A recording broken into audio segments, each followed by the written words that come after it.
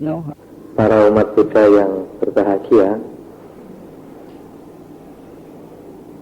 Malam hari ini kita mengadakan puja bakti yang khusus, yaitu puja bakti pelimpahan jasa.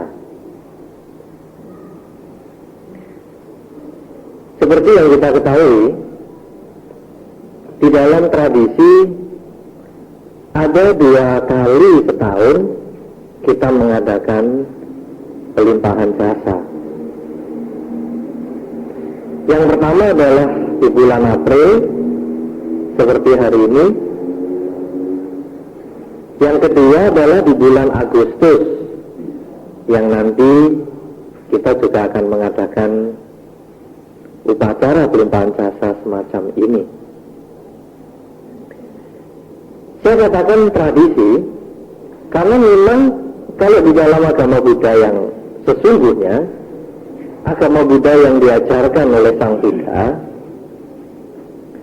kita mengingat jasa leluhur, kita mengingat jasa para almarhum, itu sebetulnya bisa setiap saat. Jadi tidak perlu waktu yang khusus, tapi setiap saat. Bahkan dalam satu hari pun kita bisa beberapa kali melakukan pelimpahan jasa. Sering saya menyarankan kepada para umat yang baru saja mungkin ditinggal salah satu anggota keluarganya, saya katakan bahwa kalau bisa setiap malam sebelum tidur merenungkan semua kebaikan yang sudah pernah kita lakukan.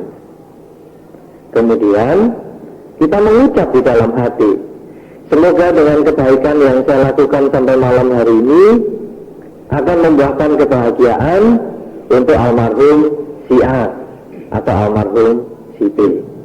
Saya sarankan kata-kata ini diucapkan terus setiap hari, mungkin sampai 100 hari. Jadi kira-kira upacara 100 harian itu biasanya sudah. Terus kalau nanti kita ingat, kadang-kadang kita duduk diam-diam di dalam rumah, lalu ingat almarhum, ingat orang yang sudah meninggal, kita juga bisa mengucapkan dalam hati, semoga dengan kebaikan yang saya lakukan sampai malam hari ini akan membuahkan kebahagiaan untuk almarhum si A atau si B yang kita ingat pada waktu itu.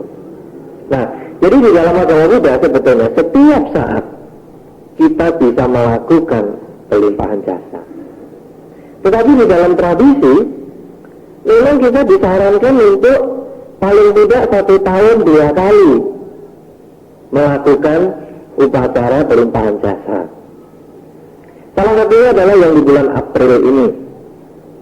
April tepatnya tanggal 5 April, yaitu 2 hari yang lalu. Tetapi biasanya orang-orang pergi ke kuburan selama 1 minggu, ya. Jadi mulai 31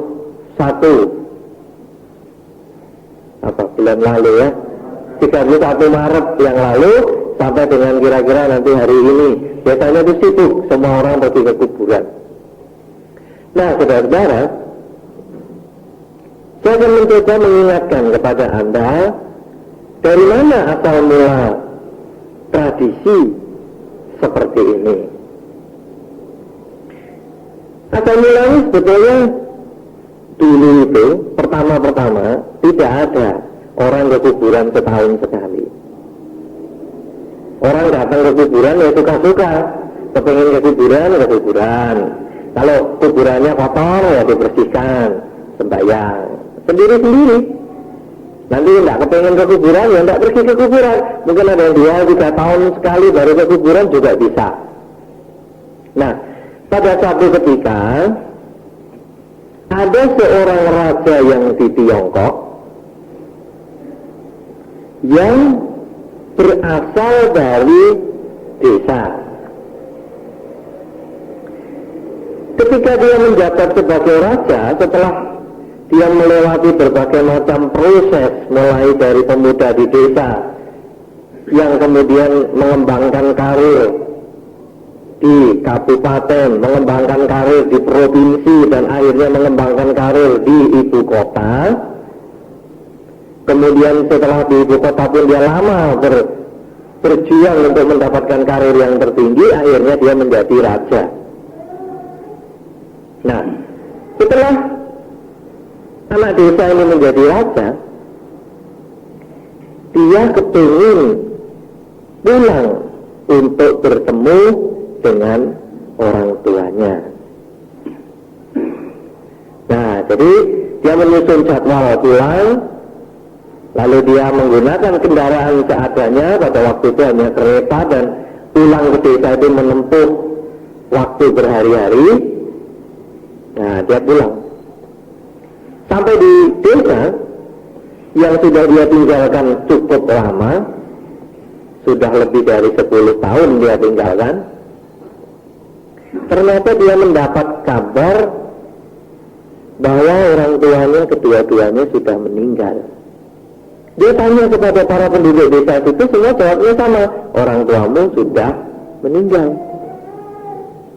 Kemudian sang raja ini bertanya, kalau memang orang tua saya meninggal, di mana kuburannya? Dikubur itu di kuburan desa. Coba kamu cari sendiri. Wah, kuburan desa yang segini banyak, suruh nyari bagaimana? Si raja mengalami kesulitan karena orang itu sudah tidak tahu lagi kuburan orang tuanya ini yang mana. Karena papan nama dan sebagainya sudah lapuk, sudah tidak bisa dibaca lagi tulisan nama yang dikubur di sana. Kemudian raja ini merasa susah. Wah, gimana ya? Jadi anak yang dilahirkan dari orang tua, tapi kok nggak mengerti, kok nggak tahu kuburan orang tua. Kemudian raja ini kembali ke ibu kota, dan dia berpikir, bagaimana caranya supaya saya bisa tahu kuburan orang tua saya. Setelah dipikir, akhirnya raja ini ketemu akal. Dia mengatakan begini, dia memberikan undang-undang, memberikan pengumuman. Pada hari ini, semua keluarga membersihkan kuburan anggota keluarganya masing-masing. Rumput yang tinggi dibabat, rumput yang masih pendek, tidak karuan, dirapikan, dan semua sembahyang. Setelah dibersihkan, disembayangi, diberi tanda sudah didatangi. Nah, saudara-saudara, pengumuman ini disebarkan ke seluruh negara. Semua orang pada tanggal tertentu itu sibuk berkunjung ke kuburan, membersihkan dan lain sebagainya. Beberapa hari kemudian, raja pulang lagi ke desanya. Dia pulang, dia lihat ke kuburan di desa. Semua kuburannya sudah dibersihkan. Semua kuburan sudah ditandai dengan kertas yang ditindih batu di atasnya. Tetapi ada 2 kuburan yang belum dibersihkan. Ada 2 kuburan yang belum disembayangi. Sehingga raja kemudian mengatakan, ini kuburan bapak dan ibuku. Kalau begitu sekarang aku bersihkan, aku bangun, sudah jadi bapak dan ibuku. Sudah tahu sekarang kuburannya di mana. Nah, jadi sebetulnya peristiwa ini adalah merupakan tradisi seorang raja yang mau menemukan kuburan bapaknya. Tetapi karena dianggap salah satu cara yang baik untuk mendidik para generasi muda, maka kemudian tiap tahun dilakukan upacara pergi ke kuburan dan membersihkan kuburan. Saya kira sampai hari ini masih menjadi kebiasaan. Orang kalau pergi ke kuburan, dibersihkan kuburannya, masih dikasih kertas itu loh. Masih enggak? Di atas kuburannya masih ada ya? Masih dikasih tanda. Itu dari dulu ya begitu. Cuman dulu ingat saya, tandanya itu lebar. Panjang maksud saya, bukan lebar. Kertasnya panjang. Sekarang nampaknya sudah tinggal kotak-kotak kecil ya. Apa ada yang dulu masih, yang sekarang masih pakai yang panjang itu? Masih ada enggak? Hah? Dari itu buat sendiri, itu buat kok, motongnya sendiri. Ya, nah jadi kalau dulu panjang-panjang begitu sehingga dari jauh kelihatan. Kalau sekarang saya lihat hanya kecil-kecil aja. Nah, jadi sebetulnya itu hanya tradisi. Kemudian ditetapkan tanggalnya 5 April. Ya, kenapa ditetapkan 5 April? Nggak ada dasarnya, tetapi itu adalah hanya kesepakatan saja. Nah, saudara-saudara, agama Buddha melihat seperti ini, tradisi seperti ini, menganggap tradisi ini cukup baik untuk dilanjutkan. Karena agama Buddha itu tidak menentang tradisi. Tradisi yang bermanfaat bisa dipakai. Nah, sehingga di dalam Dharma sekarang ada kebiasaan di dalam tradisi Buddhis, biara-biara sekitar bulan April ini juga mengadakan upacara pelimpahan jasa. Sebetulnya secara agama Buddha, pelimpahan jasa setiap saat bisa dikerjakan. Tetapi ada tradisi yang setahun sekali dan dianggap itu juga tidak bertentangan Dharma, itu bisa dipraktekkan dalam kegiatan umat Buddha sehari-hari. Nah, itu saudara-saudara sebetulnya dasar, alasan pertama, alasan yang utama kenapa seorang umat Buddha mengadakan pelimpahan jasa di bulan April. Seperti yang tadi sudah saya sampaikan, sebetulnya setiap saat kita bisa mengingat. Tetapi kenapa? Kenapa kok perlu bulan April? Atau kenapa kalau kita perlu mengikuti tradisi? Tradisi ini ada baiknya. Karena saya melihat dalam berbagai pengalaman di kalangan masyarakat, 1 tahun sekali para anggota keluarga dari berbagai kota datang ke kuburan. Datang dengan anaknya, dengan pasangan hidupnya, dengan cucunya, dengan cicitnya. Pokoknya kalau tanggal 5 April atau bulan April ini menjadi arena reuni. Jadi di kuburan itu jadi reuni. Nih, sekarang anaknya sudah umur berapa? Oh, 5 bulan. Waktu tahun lalu kan belum lahir kan ini. Iya, oh mukanya lucu ya, sudah ketemu. Tahun lalu nggak lihat mukanya, tahun ini lihat. Jadi kan lumayan, daripada berkunjung ke luar kota yang macam-macam, sekarang ketemu sendiri di kuburan. Nanti yang lain lagi itu siapa ya kok sekarang sudah bisa lari-lari, anaknya sudah lari. Loh, itu kan yang tahun lalu masih digendong, sekarang sudah bisa lari. Wah, mukanya lain ya, setelah 1 tahun nggak ketemu kok tambah gemuk, apa macam-macam. Oh, ketemu jadi ingat. Siapa lagi itu? Kok sekarang ganteng sekali atau cantik sekali, dia nggak ketemu.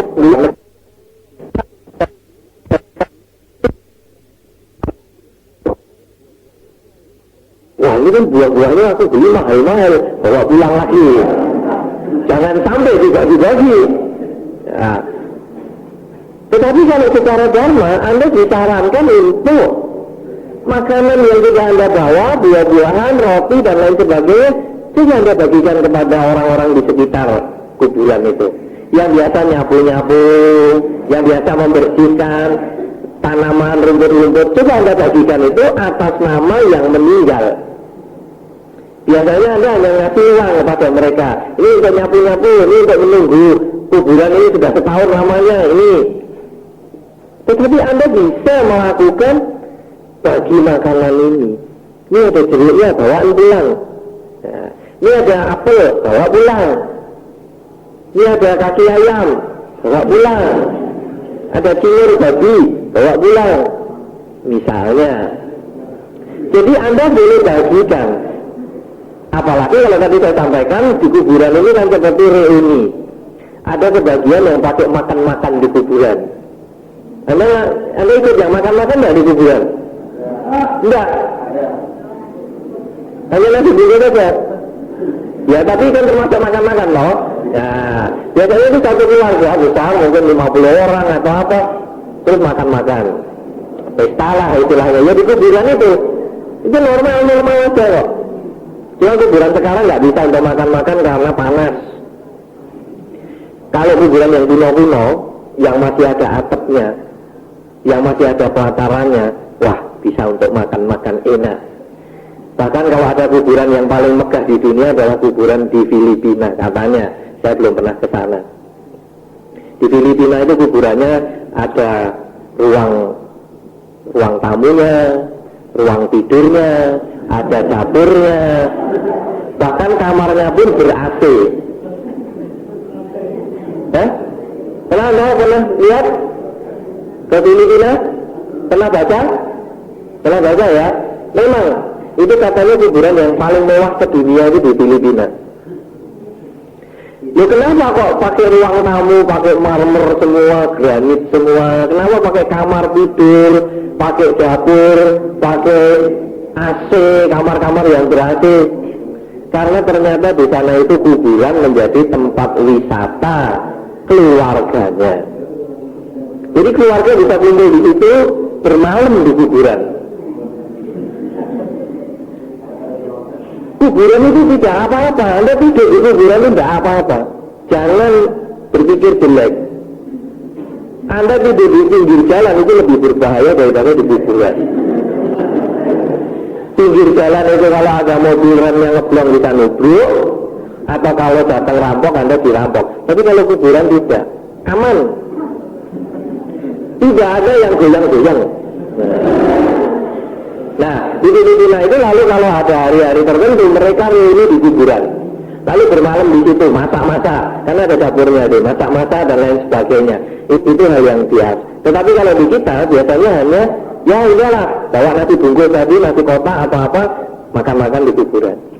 Nah, kalau Anda punya sisa lebih kotakan, nasi kotaknya mungkin Anda sengaja disisakan supaya lebih 10 kotak atau 20 kotak atas nama almarhum yang sudah meninggal. Nah, jadi selain mengikuti tradisi pergi ke kuburan, yang kedua Anda bisa melakukan pelimpahan jasa dengan makanan dan lain sebagainya. Kuburan bukan hura-hura. Ke kuburan kita itu untuk merenungkan, oh orang ini dulu punya hubungan darah dengan saya, orang ini punya jasa pada saya. Karena itu sekarang mari kita renungkan. Dulu pernah si A ini yang meninggal, almarhum ini, menyarankan kita kalau bisa setelah dia tidak ada kita tetap akrab, jangan terpecah belah. Nah ini menjadi topik bahasan. Nah sekarang kan kita kan sering cekcok nih, rebutan warisan. Gimana ya baiknya jalan keluarnya? Nah ini jadi kita bisa mencari beberapa pemecahan permasalahan keluarga di kuburan itu. Merenungkan nasihat petunjuk yang almarhum pernah sampaikan. Ini yang paling penting. Nah saudara-saudara, ini adalah acara yang di kuburan. Tetapi kalau acara di kuburan kita kan nggak bisa kumpul. Nah maka wihara lalu membuat seperti ini tadi di depan, namanya banyak itu gitu. Ada berapa tadi? 300 akhirnya ya? 300 lebih? 400? Hah? Tidak ada? 400? 300? Nah 300 nama kumpul semua. Ini yang kumpul sebetulnya yang hidup. Kalau yang di kuburan tadi kita berkumpul karena yang meninggal, you know? Kuburannya di mana? Di Sentong Baru. Ayo kumpul di Sentong Baru semua. Kuburannya di mana? Kalau sini Malang di mana lagi? Sukun, Batu atau Sukun. Ayo kumpul semua di Sukun. Ayo kumpul semua di Batu. Tapi malam hari ini lain, bukan yang mati yang menarik kita ke sana, yang hidup menarik yang mati. Nah, ayo kita ini para umat Buddha kumpulnya di mana? Di yayasan. Ayo kita kalau gitu fotonya tempel di yayasan semua. Ini bedanya, yang hidup menarik yang mati. Nah, kita lalu datang berkumpul. Kalau yang dulu di kuburan diskusi tentang pelajaran petunjuk yang diberikan oleh almarhum. Nah sekarang kita di sini, kita berbagi dharma, sehingga akhirnya kita pulang, selain kita bisa mendoakan almarhum supaya almarhum berbahagia, kita juga bisa mengerti dharma untuk dibawa di dalam kehidupan sehari-hari. Saudara-saudara, ada sekitar 300 almarhum dan almarhumah yang berada di samping ruangan kita. Pada saat Anda memasang dupa, pada saat Anda memasang lilin, kalau memang ada lilin, tapi kalau tidak Anda tadi memasang dupa, sebetulnya yang Anda renungkan adalah semoga almarhum atau almarhumah memperoleh kebahagiaan di kelahiran yang sekarang. Kenapa demikian? Karena seorang umat Buddha tidak diajari meminta. Jadi bukan, ayo ini sembahyang sama kakek, nenek, minta rezeki. Orang mati udah nggak bisa ngasih rezeki. Ayo minta nih sama almarhum papa dan mama, minta selamat. Oh dia aja sudah mati, bagaimana mau menyelamatkan kita? Ya, nah jadi kita tidak perlu minta kepada mereka, tapi kita mendoakan semoga almarhum berbahagia, semoga semua makhluk berbahagia sesuai dengan kondisi karmanya masing-masing.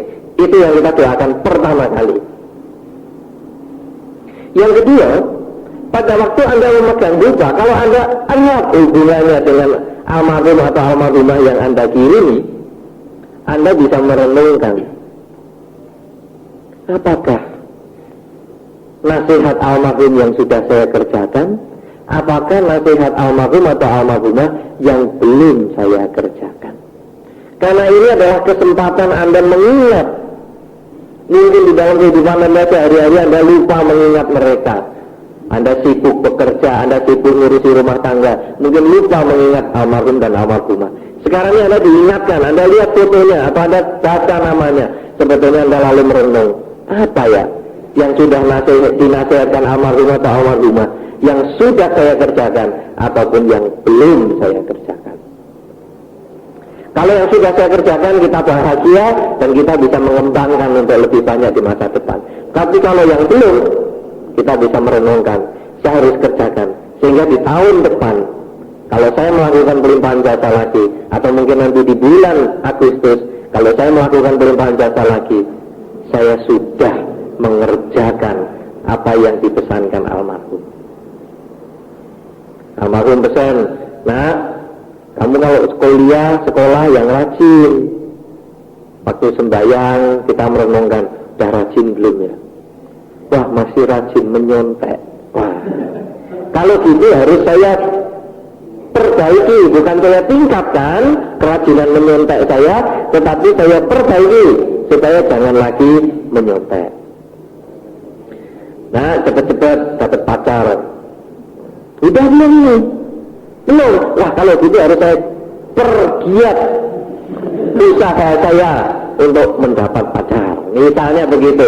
Jadi setiap kali kita mengadakan upacara pelimpahan jasa begini, ada kemajuan di dalam diri kita. Karena kalau kita sekarang adakan pelimpahan jasa hanya sebagai upacara, ya sudahlah, pokoknya ikut partisipasi. Ini kan ada pelimpahan jasa, saya ikut namanya tempel di situ. Ada orang sembahyang, ya udahlah ikut panjat-panjat duta. Kurang bermanfaat. Tetapi kalau Anda bisa merenungkan seperti ini, apa sih yang sudah dinasihatkan almarhum atau almarhumah kepada saya, lalu kita jalankan dalam kehidupan sehari-hari, ini sebetulnya tujuan yang utama. Kenapa demikian, saudara?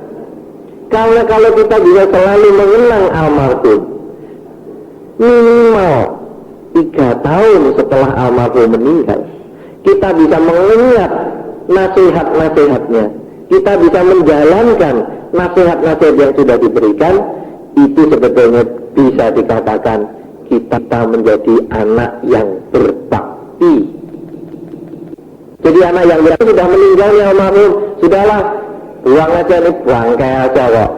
Sudah nggak usah disembah-bayangi juga, ini kan cuma bangkai yang nggak ada hidupnya. Makan anjing, bukan. Tetapi almarhum pernah berhubungan dengan saya.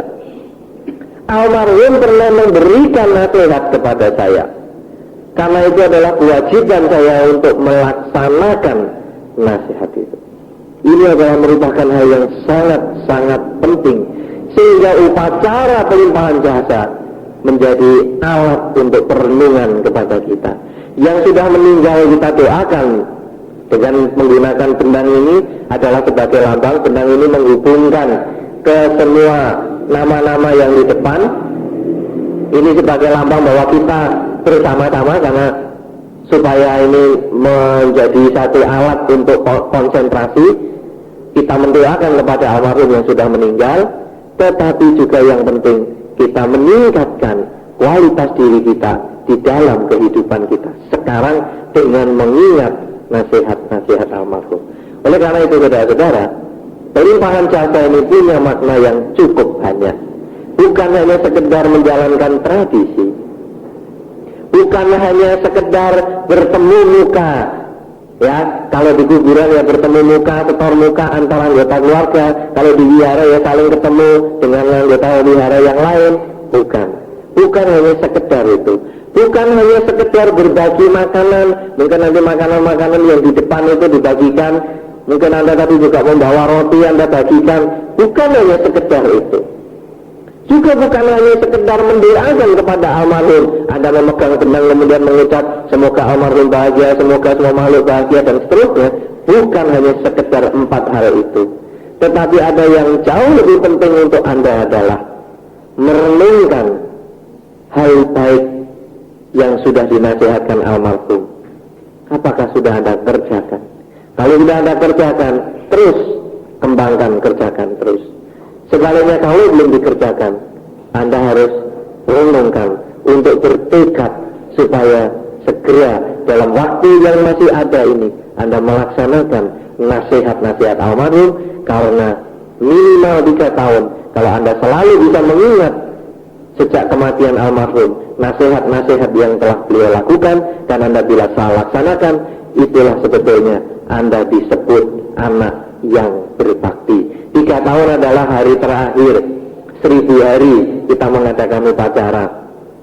Nah, kalau hari itu kita masih bisa ingat nasihat leluhur, bahkan setelah itu Anda masih ingat, Anda adalah orang yang berbakti.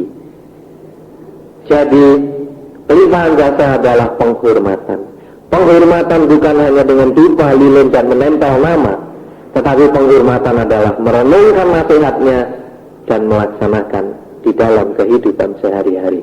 Di dalam dharma, hal ini bisa dikerjakan karena menghormat mereka yang patut dihormat. Itulah berkah utama. Para almarhum yang namanya tercantum di luar adalah orang yang pernah berjasa kepada Anda, pernah baik kepada Anda, pernah kenal kepada Anda. Kalau Anda bisa menghormati mereka, melaksanakan ajaran mereka, melaksanakan petunjuk mereka, itulah sebetulnya cara menghormat mereka. Semoga dengan kekuatan kebaikan yang kita lakukan bersama dalam rangka puja bakti pelimpahan jasa malam hari ini akan memberikan kebahagiaan untuk para almarhum, almarhumah, para leluhur kita semua. Semoga mereka berbahagia di kelahiran yang sekarang. Demikian pula Anda semua yang hadir pada malam hari ini, semoga dengan uraian dharma pada malam hari ini akan memberikan wawasan yang baru untuk bagaimana menghormat mereka yang patut dihormat, yaitu dengan mengubah perilaku menuju ke kebaikan. Semoga Anda semua berbahagia di dalam dharma. Semoga semua makhluk, baik yang tampak maupun yang tidak tampak, memperoleh kebaikan dan kebahagiaan sesuai dengan kondisi karmanya masing-masing. Sabbe sata bhavantu sukhitata.